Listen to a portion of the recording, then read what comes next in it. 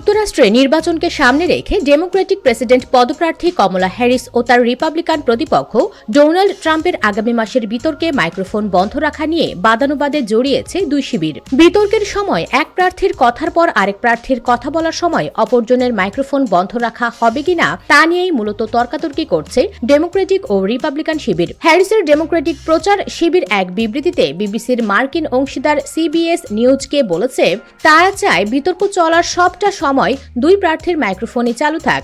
ওদিকে ট্রাম্প শিবির চাইছে 10 সেপ্টেম্বরে অনুষ্ঠেয় এবিসি বিতর্ক একই নিয়মে হোক যেমনটি স্থির হয়েছিল প্রেসিডেন্ট জো বাইডেন ডেমোক্রেটিক দলের প্রার্থী থাকার সময়।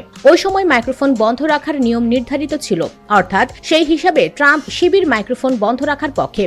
বাইডেন যখন নির্বাচনী দৌড় থেকে সরে দাঁড়ান সে সময় ট্রাম্প শিবিরের সঙ্গে তার ইতোমধ্যেই দুটো বিতর্ক করা নির্ধারিত হয়ে গিয়েছিল এবং জুনে সিএনএনএ একটি বিতর্ক হয়ে গিয়েছিল। আরেকটি বিতর্ক করার কথা ছিল এবিসি নিউজে সেপ্টেম্বরে। বাইডেন শিবির আলাপ আলোচনা করে বিতর্কের যে নিয়ম নির্ধারণ করেছিল তাতে স্থির হয়েছিল যে বিতর্ক চলাকালে যখন একজন প্রার্থী কথা বলবেন না তখন তার মাইক্রোফোনটি বন্ধ থাকবে। ট্রাম্প শিবির এই নিয়মে রাজি হয়েছিল এবং বাইডেন ট্রাম্পের সিএনএন বিতর্কটি এই নিয়ম মেনেই হয়েছিল। কিন্তু এখন ফিলাডেলফিয়ায় এবিসি নিউজে ট্রাম্পের সঙ্গে হ্যারিসের প্রথম মুখোমুখি বিতর্কের মাত্র 15 দিন আগে এসে হ্যারিস শিবির চাইছে মাইক্রোফোন পুরো বিতর্কের সময়টাতেই চালু থাক। বিতর্ক চলাকালে কখনোই যেন মাইক্রোফোন বন্ধ করা না হয়। আর মাইক্রোফোন যদি অন থাকে তাহলে বিতর্ক চলাকালে একজন কথা বলার সময় অন্যজন তাতে বিঘ্ন সৃষ্টি করতে পারবেন এবং মঞ্চে দুই প্রার্থী একে অপরের পাল্টাপাল্টি কথা বলতে পারবেন। হ্যারিস শিবিরের ঊর্ধ্বতন যোগাযোগ উপদেষ্টা ব্রায়ান ফেলো এক বিবৃতিতে বলেছেন, ভাইস প্রেসিডেন্ট ট্রাম্পের অবিরাম মিথ্যা বলা এবং বাধা সৃষ্টি করার বিষয়টি সামাল দিতে প্রস্তুত।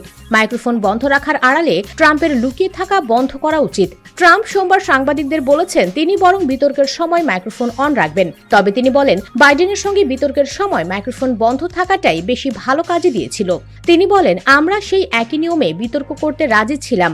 আমি মনে করি সম্ভবত সেটি হওয়া উচিত। আসল বিষয় হচ্ছে তারা এই বিতর্ক থেকে বেরিয়ে যেতে চাইছে, কারণ হ্যারিস বিতর্ক করতে চান না, তিনি ভালো বিতার্কিক নন।